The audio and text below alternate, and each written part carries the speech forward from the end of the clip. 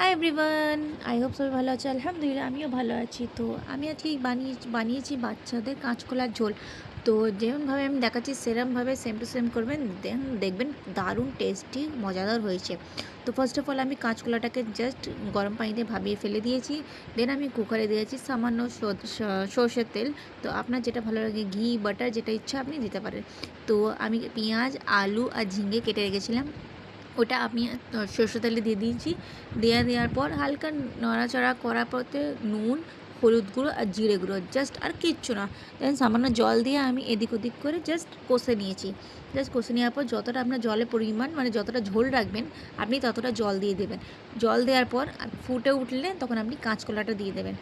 দেন একটু ফুটে গেলে দেন আপনার যে শিঙি মাছ বা যে কোনো আপনার মাছ দিতে ইচ্ছে করলে, আমি শিঙি মাছ দিয়েছিলাম, শিঙি মাছটা দিয়ে দেওয়ার পর আরও জল দিয়ে দিয়েছিলাম। ঝোল যেহেতু আমি ঝোল রাখবো যেহেতু, তো সিটি মেরে আপনার রেডি। দারুণ।